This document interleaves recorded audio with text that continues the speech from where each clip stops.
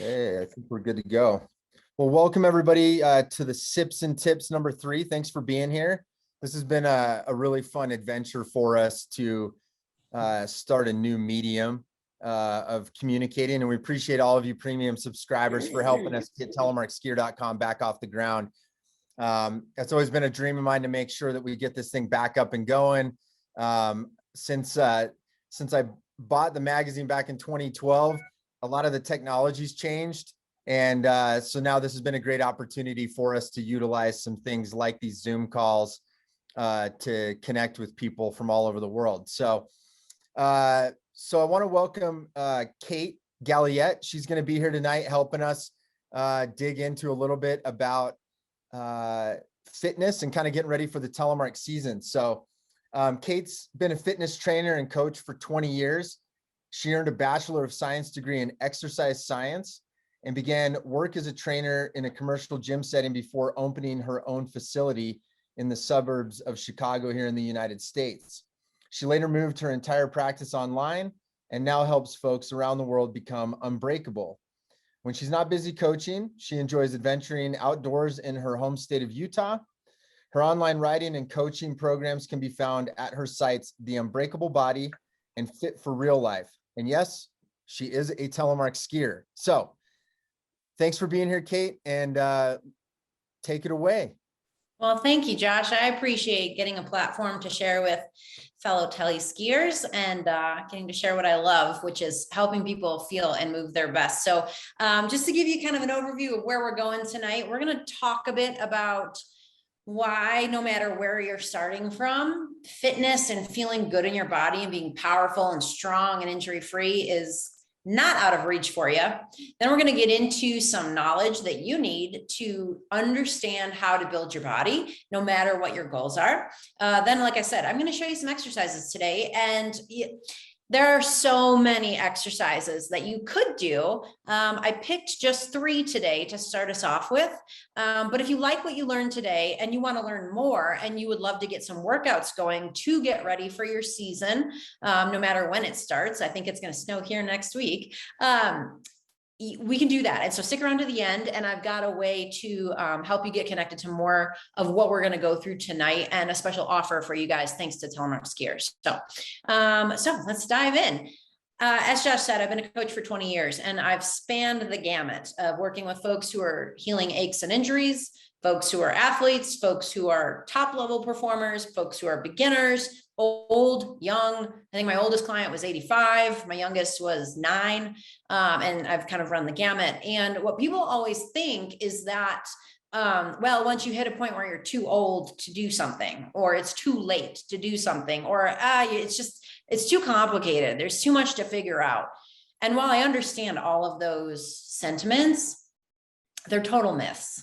And we're going to prove that wrong today. So I don't care how old you are. I don't care what you've been through. I mean, I care, obviously, I care about you, but it's not going to hold you back, and it's not going to limit you. We just have to know the right things to do so that you can have an amazing ski season. And even beyond that, feel amazing every day in your body and be capable of doing anything you want to be able to do: sports, fitness, health, wellness, or otherwise. So let's dive in first with, we kind of titled this 3 fitness basics that you want to know before your Telemark season. And they're like 2 things to do and then 1 thing not to do. So first and foremost, you need to know that your body operates on a principle that is always happening until the day you die. And I call that principle the signal response principle. And what that means is your body is always responding to the signals it receives. Signals are things like, if you drink coffee, the caffeine effect you feel is the response you get.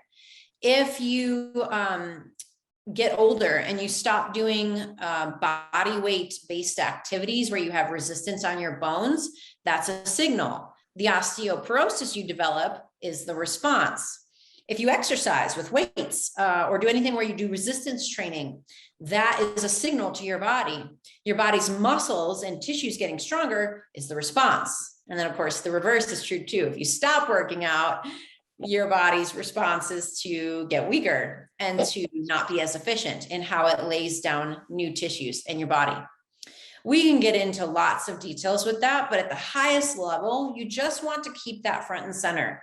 My body is always responding to the signals it receives. And so that means if we can figure out the right signals to send for what your body needs, we can always influence your body.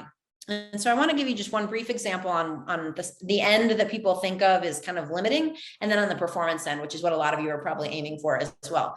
On the limiting end, people often think, oh, well, I've got a bad shoulder, or, oh, my knees are just bad now, right? We hear this a lot in the winter sports world, and people try to tell us that Telemark is terrible for your knees, and it's really not. It's actually great. But we hear that a lot. Oh, my knees hurt now, or my back is always bad. Those symptoms are a response to something. And it could have been a response to an old injury or to something, acute incident that happened years and years and years ago. That response of a bad back or knee pain or foot pain, that could also be a response to an accumulation of signals that your body responded to by going, let's just make kind of crummy tissue that's full of inflammation, that isn't strong enough to do what we want it to do. Maybe it doesn't have the right kind of mobility to move the joint the way it's supposed to. But none of those are a death sentence. All we have to do is say, oh, okay, you got a bad back, or you got a bad knee, or your shoulder's bugging you, or you constantly have neck tension. Let's figure out why that's happening, and then send a new signal. And a new signal that will tell your body, oh, here's how we respond. Here's how we do something different. And at the root of that is making sure that each part of your body works the way it's supposed to. For example, your body will always figure out a way. So when you're first learning to telemark ski, you probably don't do it with very good technique. You try, but you don't, because you just don't have the capacity, the athletic capacity to like put the whole thing together. So you kind of piecemeal it together as best you can, and you make your way down the mountain. But those body accommodations of kind of finding its best way that it can do it aren't exactly the most efficient or effective way to do it. If we look at someone who's skied for a really long time, they probably look a bit more efficient. They look maybe more stylish, and they can maybe go for longer than someone who's newer in their telemark journey. This is also true for body stuff. How you move your knees, how you work your back when you do an exercise or move through your day or bend over and throw something away in the trash. All of that will be done by whatever accommodation your body has put together. So all we have to do is say, okay, well, let's make everything work the way it's supposed to work, because then your body's going to choose accommodations that are more effective and efficient and that use everything the way it's supposed to be used. You're not going to be like rough and tumble on your tissues. They're all going to work the way you want them to work. Now, on the other end, on the performance end, which a lot of us chase performance and we have aches and pains. So you can be on both ends of the spectrum.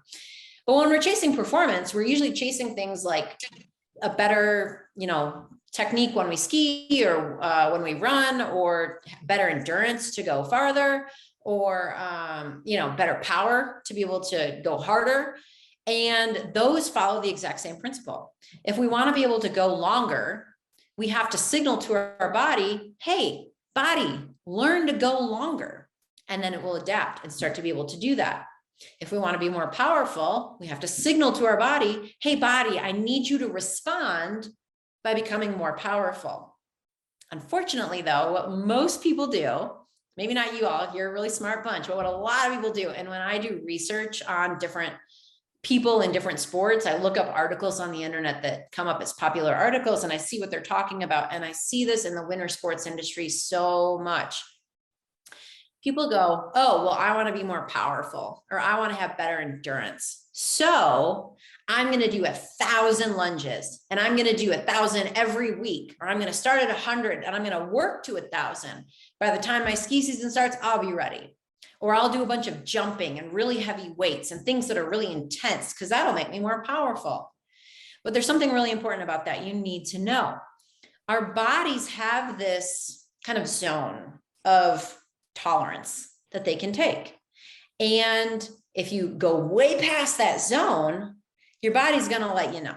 And it's going to start breaking down tissues. It probably is going to experience some pain, and it's going to limit you for a period of time, because it's going to be like, dude, what are you doing? Okay, I'll try to respond, but you're not going to like it. And that's when we start to see inflammation and overdoing it and injuries because we overdid it too early, too soon. So our goal when we have performance goals we're trying to reach is to make it so that we understand where our current tissue tolerance is at, our tissue capacity. It's like, what can I do right now and still have my body go, okay, yeah, that was pretty cool. I can respond to that, and slowly increase over time so that we build a base that is really strong, that is really durable, and that has never been asked to go so far beyond what it can do that then it has to break down in order to be able to respond to that. And when people are chasing performance goals for a season, you often see that. They're like, I'm going to just go hard because it's time. I got to get ready. I'm here to tell you that the proper way to follow this sort of progression building for your body is to trust that your body will respond, because it is. Our bodies are always responding to the signals they receive. But then to trust that and know that with what you start today, you could work on slow buildup over the course of 8 or 12 weeks and beyond, and your body will be more ready for its season, ski season, than if you had just dove into the deep end right now and started hammering your body with tons of repetitions and tons of time and tons of intensity and no rest days and all this really strenuous stuff that you see so many people on the internet doing. You really will have a better fitness base that will make you more ready for your season and make you less likely to have aches and injuries as you go through your season if you build your base slowly and steadily over time. So first thing we're going to do, first thing we need to start on as Telemark skiers to be ready for the upcoming winter in the Northern Hemisphere is to stop thinking that we have to rush and cram everything in like we're cramming for a test, like we were in high school and we're like, I didn't really study, gotta do that now. You don't have to cram. So we're going to stop cramming. We're going to stop doing a million lunges, and we're going to start building a base that is really strong and then layering onto that base day after day and week after week. So that's our first thing we're going to do. We're going to say no to a million lunges. Doesn't mean we won't do lunges. We just don't need to do a million of them right now. And we need to do a lot of other stuff on top of those lunges that are far more important than just doing a million lunges. But we're going to say no to cramming for the test that is our season. And we're going to say yes to building a really solid and strong base. Now, the next question should be, how do I build a really strong base? When I would teach friends of mine, Josh included, about fitness, they often would think, oh, you're going to give me push-ups and pull-ups, probably lunges and squats, maybe some ab work, right? And that is traditional strength and conditioning that you might think of, but that overlooks something really, really important. And what it's overlooking is this very important question we have to ask our body, which is, does everything work the way it's supposed to work? Does each joint that we use in a push-up or in a lunge or in a pull-up or in squats, do those joints work properly as they're built to work? And the answer for most of us is no. We have gaps in how those tissues and joints work. I see this every day in my coaching practice. Folks have a hip, right? And that hip needs to be able to flex and extend, and you need to be able to load it and unload it and twist and do all these things with your hips. But when we ask their hip to move through its full range of motion, it can't even do it. And what always happens then is our body goes, well, you don't really have a hip, so I'm going to just try with whatever we got. And then it starts to overuse certain parts of our lower leg or our lower body and overuse our back and tweak our hip crease muscle, that hip joint where we have that flexor, and start to tweak our knee and start to give us pain in our hamstrings. And it starts, the wheels fall off the bus so quickly, all because you're asking your joints and tissues to do something that they're not even built to do. You're trying to put layer 5 on the base and you don't even have layer 1. So to start building a base, we want to actually make sure the parts of our body work properly. And that then if they don't, we make them work properly. And then we layer on their capacity to work so that when we ask them to do something like moguls or lunges in the gym or the exercise I'm going to give you today for your hamstrings, and we do it at an intense level, that you've already done all the base work to be ready to do that. There's a really simple framework I give my clients that helps them memorize what makes a good base. I'm going to give it to you guys today. And maybe if somebody would like to type it in the chat so that someone who is more visually learner, they can read it instead of just trying to memorize what I'm saying. But there are 6 key areas of our body that need to have primarily function. They have to work right.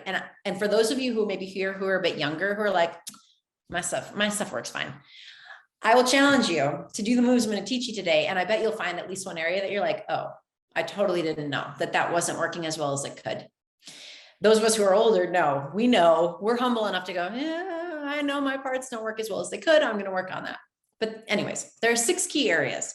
When we make these key areas work the way they're built to work, that means the joint will work how it's supposed to work and the tissues attached to it. And for those who might not know, a joint obviously is where the motion happens. So here or here, and then the tissues are all the stuff that attaches to it. We often think of just muscles, but you also have joint capsule tissues, things that sit in the area of the joint. If you've ever had knees that hurt, you probably have looked up about cartilage in your knee. That's some of the tissues. But then of course, we also have connective tissues that attach the muscle to the bone where it then moves the joint. Then we also have tissue wrapped around the muscles as well, and that sits under the skin. So all of these have to work well. And we can do that through some of the moves I'm going to teach you today and in the future.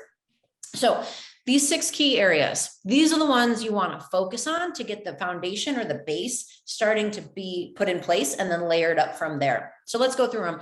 From the ground up is the easiest for folks to kind of mentally picture, but that's not always the way I'll design a workout, for example. So at the bottom is having strong feet, and that includes all the muscles of the feet and the lower leg, all the way up to the knee. So when we build strong feet, and you can check that off by saying, do my feet work the way they're supposed to? Have I ever had injuries to my feet, like bunions or plantar fasciitis or heel spurs? And if you'd like to learn more about feet stuff, I'll have tons of resources for you after we're done today. But strong feet is the first of the 6 areas or pillars of your body that you want to make strong. After that is mobile hips. So the hips are the pelvis, where the leg comes up and meets the pelvis. It's like where the hip crease is at, where you're sitting right now if you're sitting down. That whole area needs to work really well. And most of us have lost function in our hips because we don't use it a lot and we haven't trained it a lot. And that signaled to our body to not maintain it. Thankfully, we can signal to our body to redevelop that, and we'll be able to build capacity there, and then strength, mobility, control, power, all the things we want for our hips. So we have strong feet, mobile hips, then strong glutes. And strong glutes are in the same area of the pelvis, but now we're talking about the butt muscles. And our butt needs to be strong for performance, obviously, right? We need really strong glutes to do every sport we could possibly think of, but also to transfer weight. And I think this was a big eye-open moment for Josh when we did our podcast a couple of weeks ago. I was teaching him about how your glutes are what help you transfer weight from left leg to right leg. Most of us have lost at least a little capacity to do that as efficiently and effectively and strongly as possible.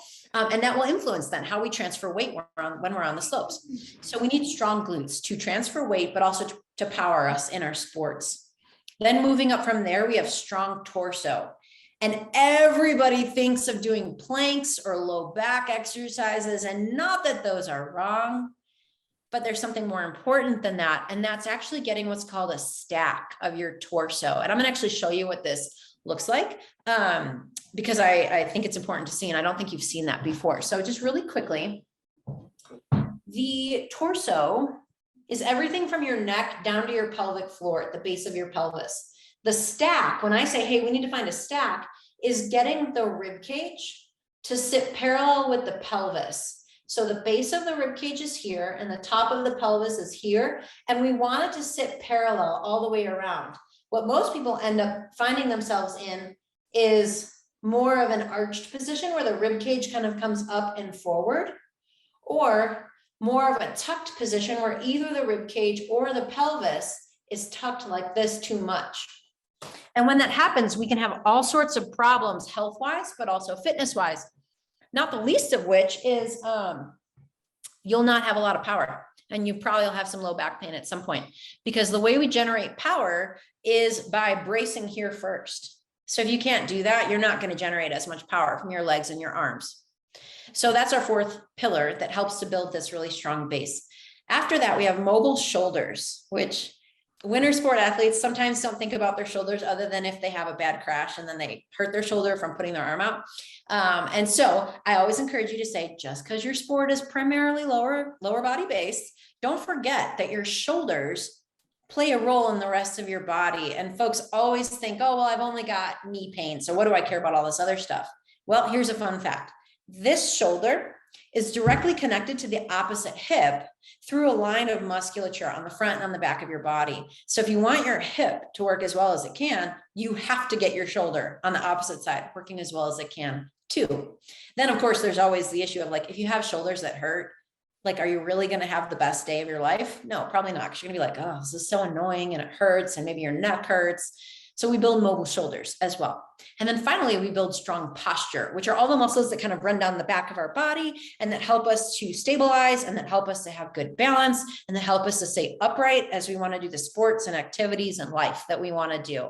So to just briefly run through them all again, we've got feet, hips, glutes, torso, shoulders, and posture muscles. Okay. Those 6 areas, they all work with each other and they are important individually in their area of the body.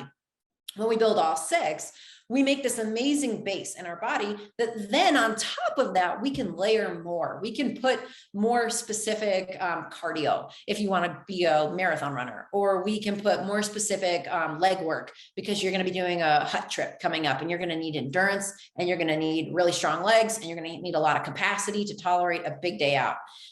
We can layer on all that we want to on top of that. But the mistake most people make is they layer on all the fitness without having anything underneath it. And like a house, we want to build it on a really sturdy base. So we're going to focus on our preseason on building a strong base. And like I said, stick around to the end if you want to do even more of this. I'm going to have resources for you to go further. So then when we do our exercises today, I'm going to teach you 3 exercises that will start to tackle several of these pillars of your body that build this base up for you. And I would super love it if you tried them along with me as I show you the videos. But if you're like, oh, that makes me kind of nervous, I don't know if I want to ask a question or show you anything, then that's okay too. So anyways, our 2 fitness basics we've covered so far are, we're not going to do a million lunges. We're not going to jump ahead of where our body is at. And then number 2, we're going to start building our base because we're going to trust that the signal response principle is always working for our body. We just have to signal the right things so that our body will respond. Everybody with me so far? Our 3rd thing we're going to build this season is a commitment to calming the stuff down that hurts and building the stuff up that needs to be built up. We'll do a rhetorical kind of virtual raise your hand. You don't actually have to raise your hand, but how many of us here have something in our body that we're like, yeah, it doesn't really feel so great? Most of us, right? At least some of the time. Or we notice it when we are doing our workouts and we're like, man, my knee feels kind of weird. Commit this season to calming all that down and making it so that that irritation and inflammation is no longer a thing for you. Now, we have a bit of a misnomer in the world of aches and injuries. And I do work with most folks on healing both ends of that spectrum, because even the highest performing athletes are like, well, my hamstring's been kind of bugging me lately, or my feet kind of hurt. Aches and pains are so common. The misnomer in the aches and pains world is that we can make it so we never again are going to have an ache or an injury or some kind of pain. And unless you want to live in a bubble, that's not going to happen. I'm just going to break that reality to you. But what we can do is say, okay, I understand that if my body's always responding to the signals it receives, this ache is to something. I am going to investigate what that's about and try to figure it out so that I can put it to bed and make it so that my body's more resilient, so that it can tolerate more before it kind of trips the wire and says, oh, we're going to have to make you achy in your knees. We're going to have to give you some low back pain. And that is something you can do. While we can never make it so that we can totally eliminate our aches and pains, because again, we don't live in a bubble. what we can do is make ourselves much more resilient.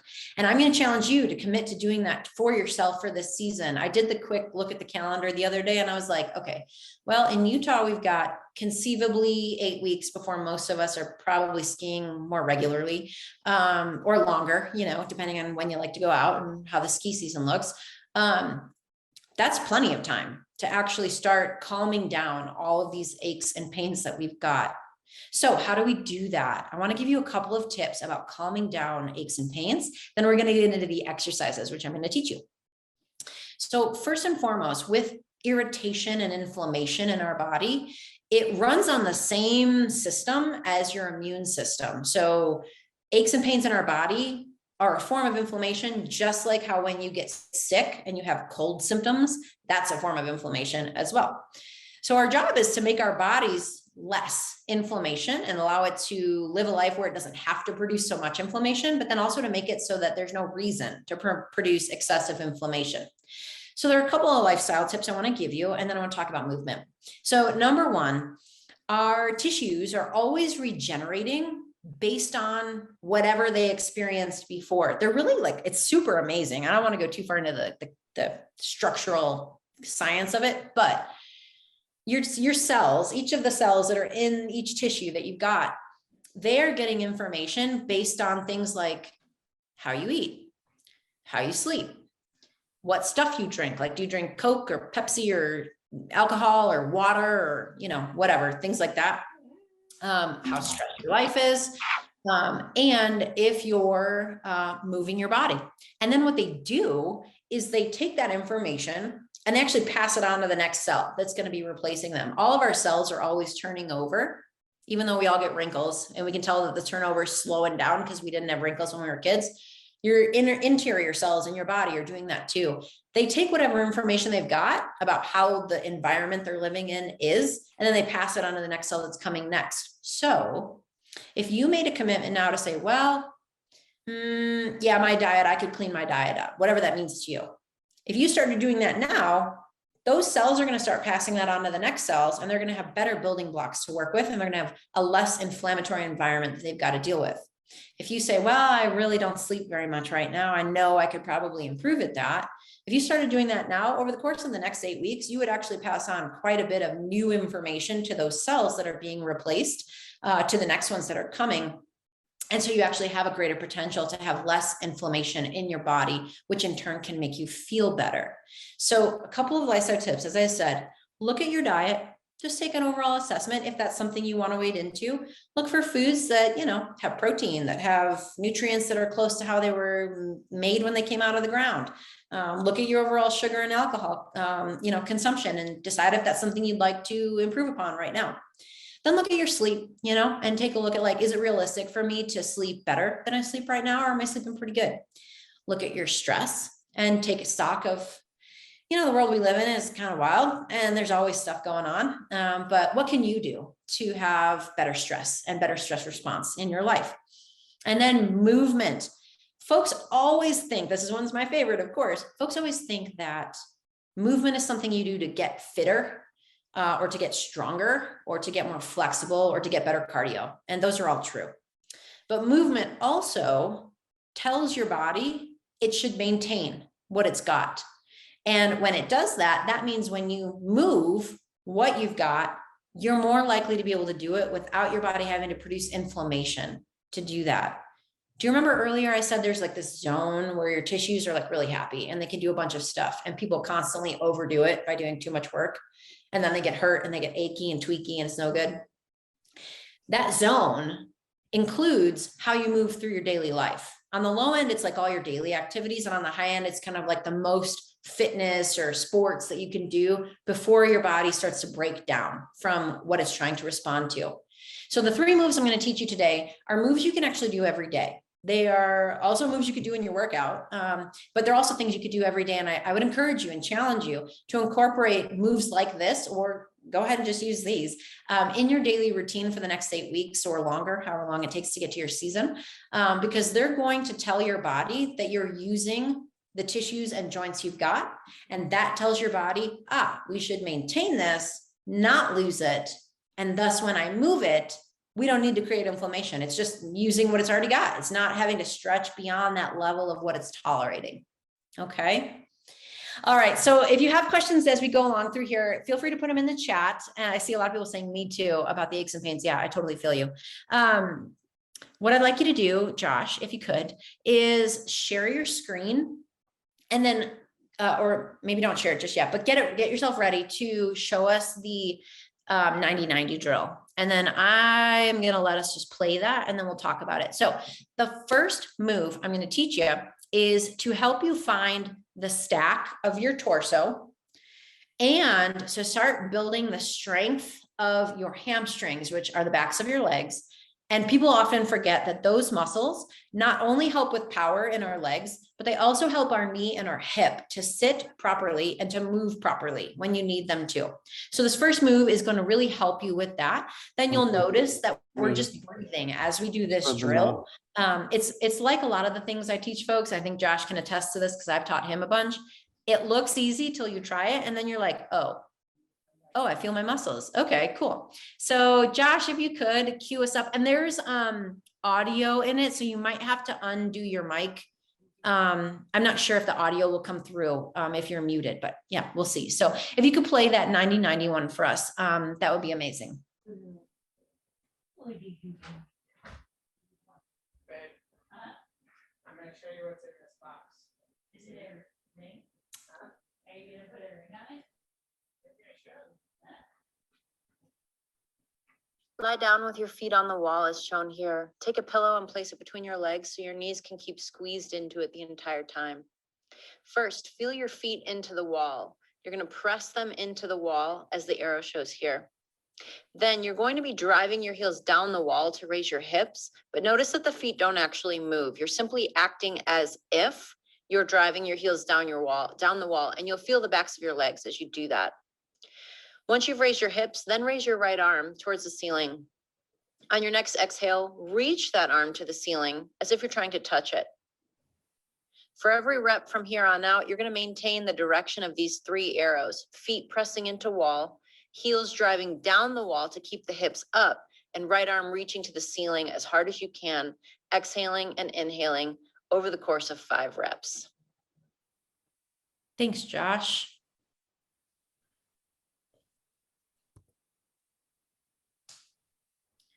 Okay, so this first drill, as I said, is really going to connect you to building that strong torso and getting your strong glutes and mobile hips really squared away.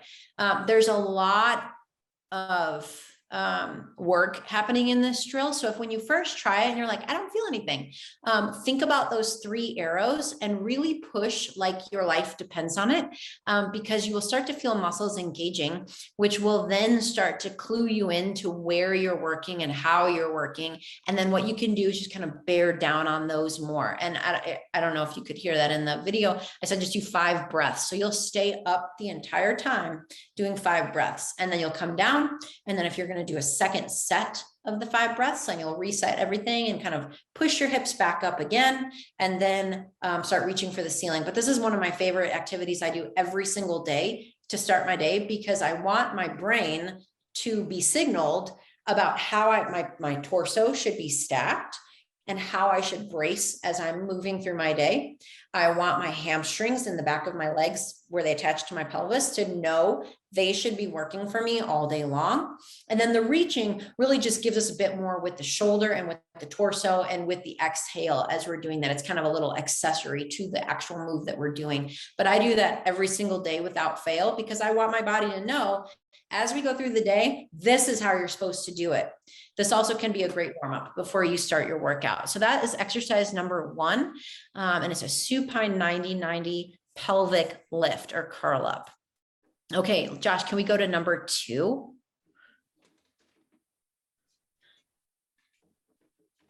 Yeah, the standing hip circle. I love this one. Okay, I love them all.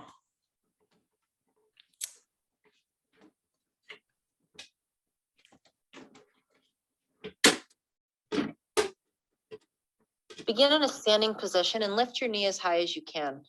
Hold your knee at that height and try to bring your knee out to the side of you without moving your pelvis. Then try to hold the knee at that height as you lift your foot as high as you can. Once it's as high as you can get it, sweep the leg around behind you so your heel comes towards your butt, and then your leg comes back down underneath you. You'll then reverse that exact motion to bring your leg back around to the front where you started, trying to make the biggest circle that you can with your leg. Let's watch that again.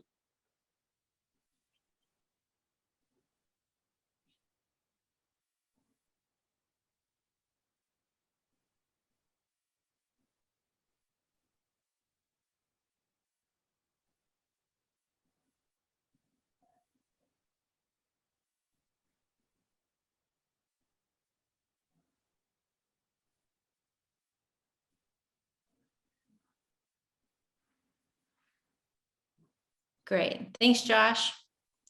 You might be watching that and be thinking, why the heck would I do a dance move? I know.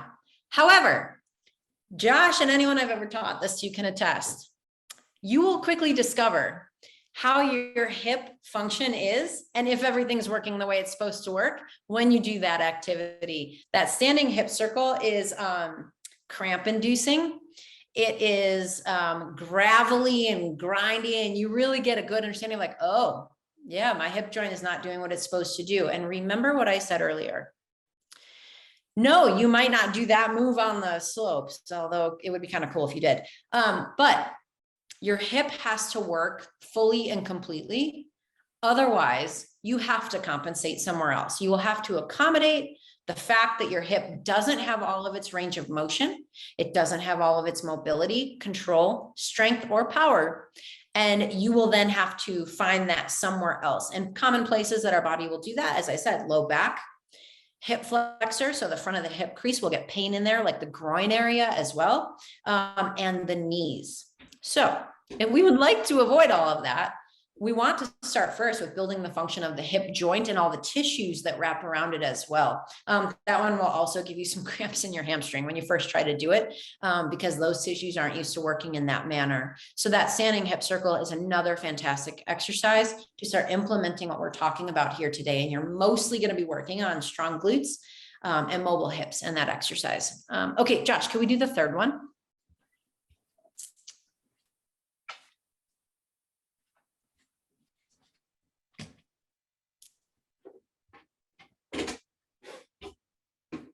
From an all-fours position, you're going to be making a circle with your arm. We start by reaching our arm up as far as we can to our ear, and then reaching it around behind us. And the only way you're going to be able to do that is by rotating your arm, as you see me doing here. Now I'm unrotating it to bring it back around to how it was when it started. Let's watch that one more time. Thumb pointing to the sky, raise up as high as you can, then turn your arm away as you start to reach behind you. Keep turning your arm as you continue the circle around behind you until you get to the ground. Then you'll reverse it, unwrap your arm, and bring yourself back around to the front, all without moving the rest of your body. Perfect.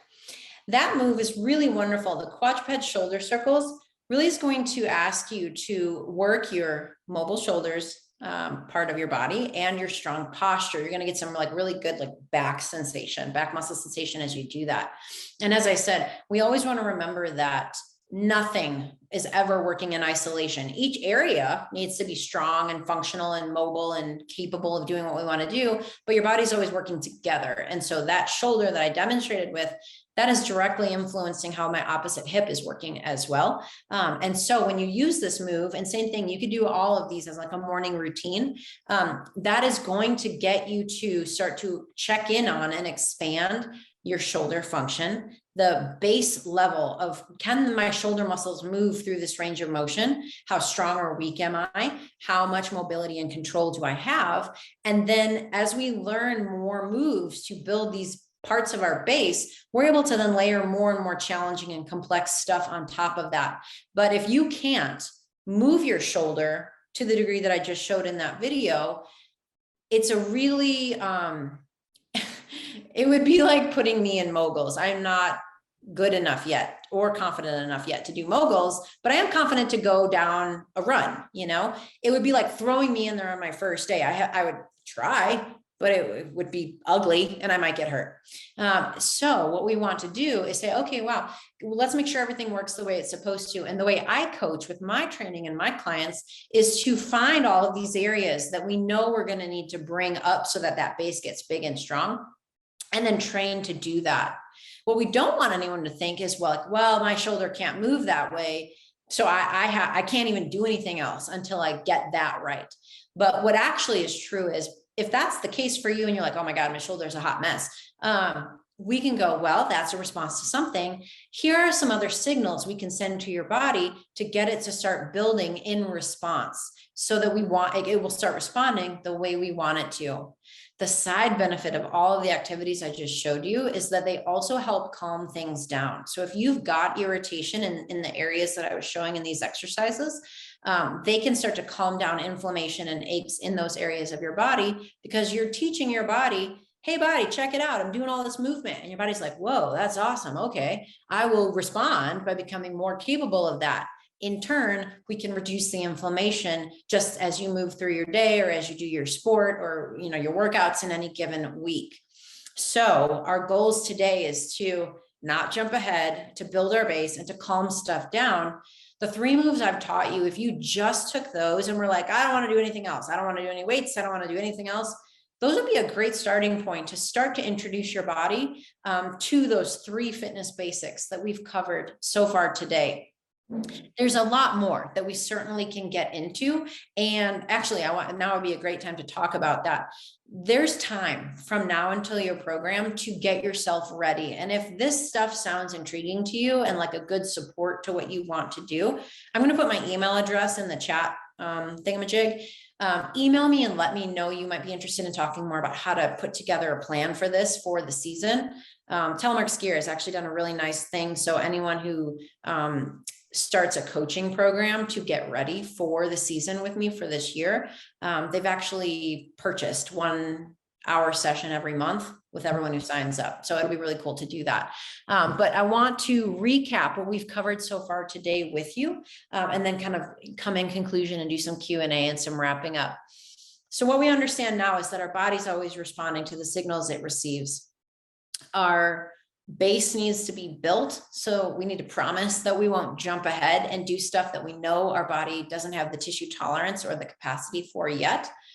And we're going to commit to calming things down by moving our body regularly and looking at our lifestyle factors that might need a little bit of attention. And if you don't know how to change those things, reach out. That is my world, is helping people find levers they can pull to start to unravel the stuff that you're not really thrilled about, and start to implement new habits or new choices or new movements that you can do to start to build your body. Does that make sense? I'd love to open it up with some Q&A too. So if as I'm talking, you want to type a question in the box, that would be really great. I think building your pillars, these 6 areas of your body, is one of the most important things you can do, because once you've done it, it's all about maintaining it. It's really easy after that. It's always challenging, because we're always going to challenge our body, but it's easy once you've gotten to that point, because you then are also at a level where you have significant resilience to different challenges you might face, like a bunch of yard work before the first snow comes, or your first day on the slopes, or week after week of being on the slopes, or anything that life throws at you. You have more resilience when your base is strong. Josh, do you have any questions? Have I covered a lot? No, that was great. And I can attest to doing some of these exercises. I think, one of the things is I'm a skier. I'm a telemark skier. I've been doing it so long, and sometimes it's just easy to for me personally, I can say, oh, I'm a good tele skier, I can go out and do these things, but I never, especially as I'm getting older, I'm starting to find ways to improve what's going on. And when Kate started showing me some of these exercises and kind of the method that she uses, I legitimately couldn't do a lot of these. Like, out of those 3 exercises, I had issues in a lot of ways of doing them, and I've had to work through them. And I think I've made it more part of a daily routine, things that I'm doing. And I can really attest to the fact that it's really truly is a base building system, and from there you can go. And one of the things I just wanted to mention that I thought was interesting, that I've kind of thought, coming from someone who has telemark skied for a long time, some of these things like strong hips, which is where I struggle a lot personally. That's where I think the most improvement to my skiing has come, along with a lot of other things, because I never thought of it. I totally was the guy that was like, oh, I'll do a million lunges, I'll be great. And I think my skiing's definitely improved since I've started implementing some of these building blocks along the way. So I'm glad you were able to share that, Kate. I love that. Yeah, it's really true. It's like you can get away with stuff for a while, but like, what potential are you not tapping into? And what aches and pains could you avoid if you would build a stronger base? We have some really good questions here.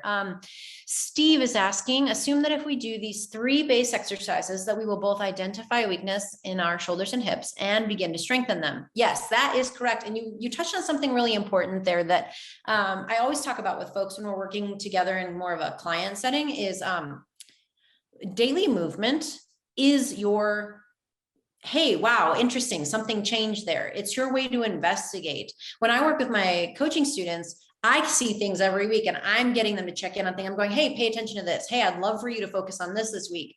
But you can also do that on your own. You can also do the shoulder move I just showed you and go, oh, it doesn't really feel so good when I'm here. Let me just work around that, not push through that. And then maybe next week you're like, oh, it's a little bit better, or it's a little bit worse. Interesting. And so you're constantly gathering information that then helps you do more experiments on your body, or no, I might need to call someone in on this because I'm not figuring out how to get that to stop doing whatever it's doing. And that's when you do talk to an expert about it, whether it's a physio or someone like myself or a doc.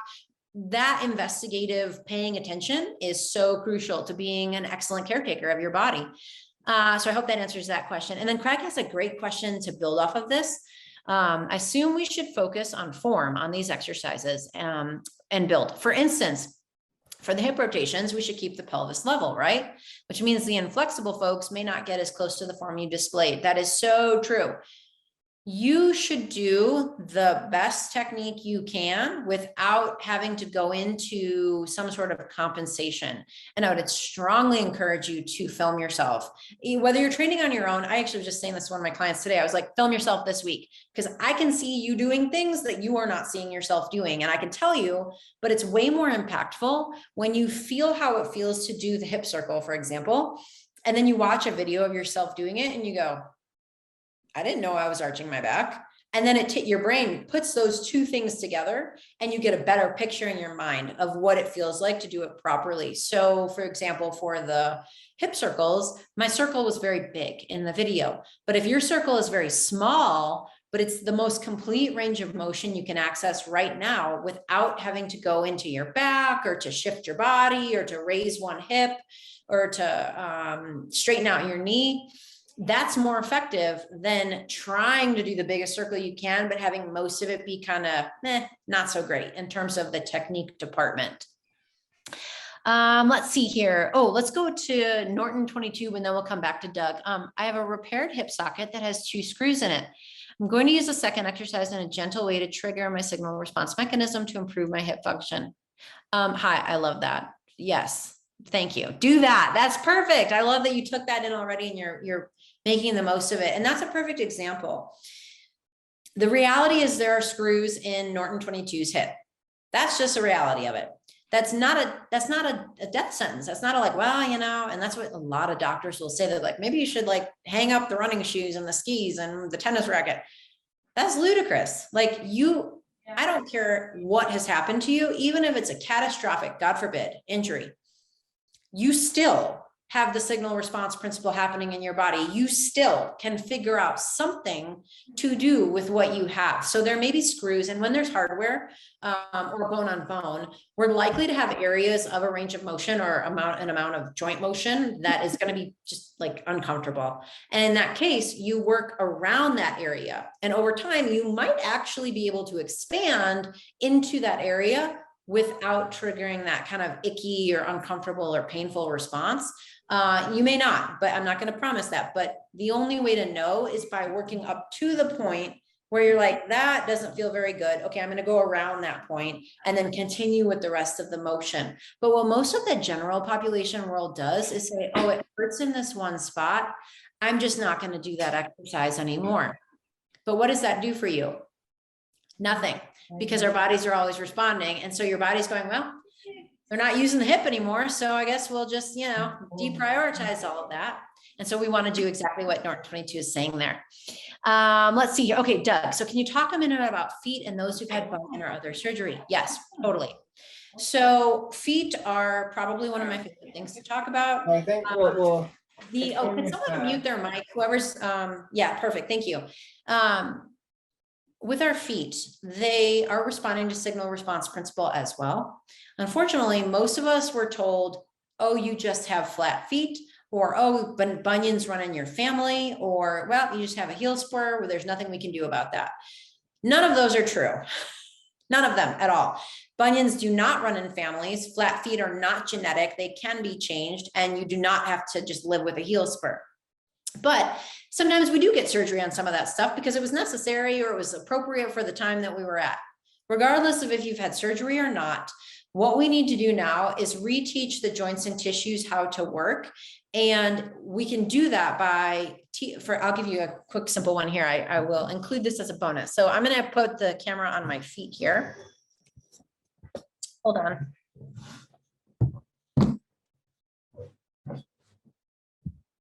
Okay, you guys can see my feet now. Yeah, okay.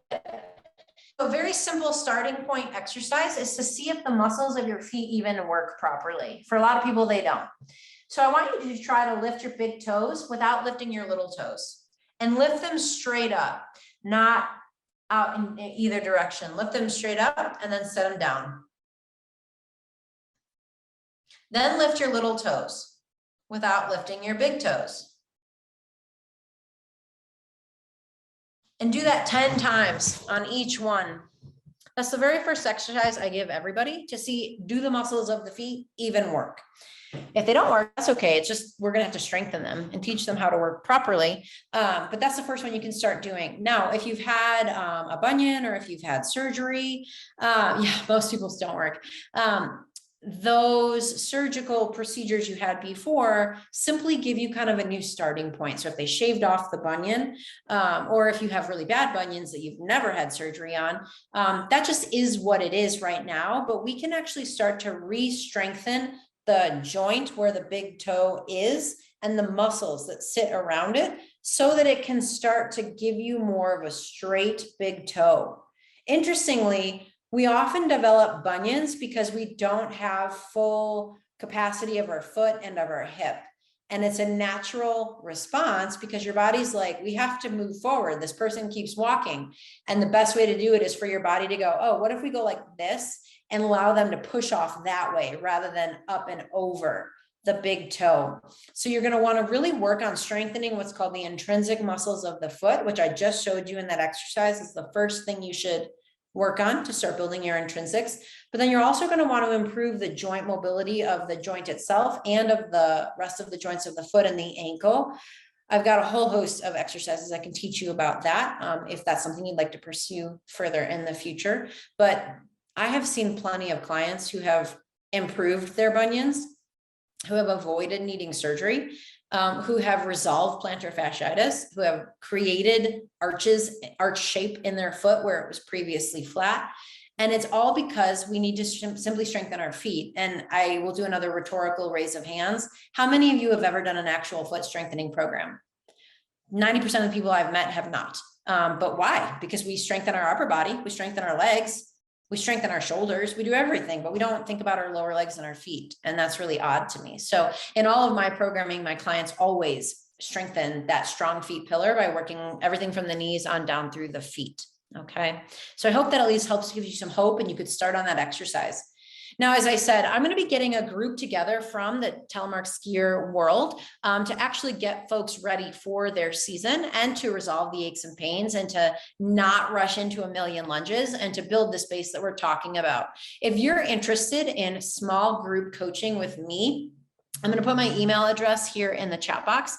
send me an email. I'm getting a group started next week. And I'm going to be taking you through customized programming that'll take you through 3 workouts a week that you'll be able to follow along with and have constant chat with me to help you with everything that you're doing over the course of the next 8 weeks to build the base that we're talking about. And as I had mentioned earlier, Telemark Skier did something super generous, and they took $50 off the price for all premium subscribers. So if you're interested to talk more about how small group coaching works and something you might be interested in, or maybe want to kick the tires on it, send me an email and we'll talk more off the group chat about that. The workouts, Tammy, the workouts in group coaching will actually be in an app and they'll be emailed to you every day. And you'll be able to open the app and watch a video like you just watched tonight of how to do the exercise with lots of tips and focus points from me. Then you'll go through and do your workout and mark it complete or incomplete, or if you had any trouble with it. And then you can chat with me as well and let me know like, hey, this went great. Or I had a kind of a weird sensation when I did this one. Can we talk about it? And then, as I said, Telemark Skier also booked me to do a group coaching call like this on Zoom with my one-on-one or with my small group class each month of the 8-week program, where we'll dive even deeper into training and lifestyle factors and how to tackle all of these other things that we talked about tonight. So for those who do want to go deeper on that, send me an email and we can chat about it. And there's no commitment to it. It's kind of like anything in the world. We're just chatting first and seeing if it's a good fit for you at this time. And then we can kind of take it from there. Awesome, Tammy. I'll look forward to chatting with you. Now, are there any other questions tonight? Anything else you are dying to know about, or anything you want to ask about or share that I can answer with you before we wrap up tonight?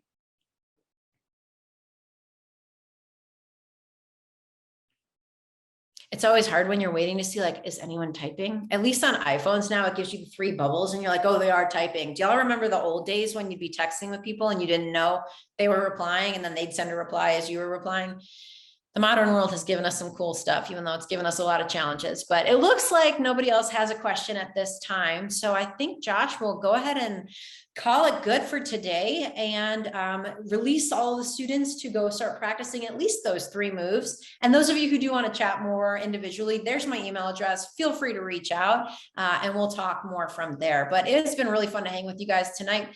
This is my passion. I've done it my entire life. And my favorite thing to do is to help people do whatever they want to do better. Josh said, one of my websites is theunbreakablebody.com. That's what I like to make people do. Be unbreakable and be awesome in this world, whether it's on the slopes, in your daily life, in the marathon you want to run, or whatever other crazy idea you've got in mind that you want to do with your body. I know you can do it, and I'm happy to help you.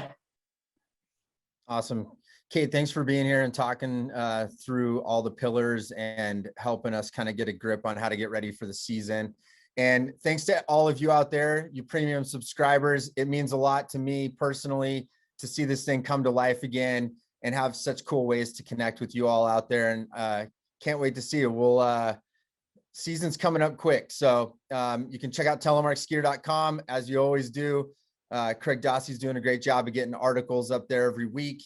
And the season's going to be starting here in less than a month. So, well, I guess a little bit more than that. But anyways, we'll see you guys next time. And thanks for being here.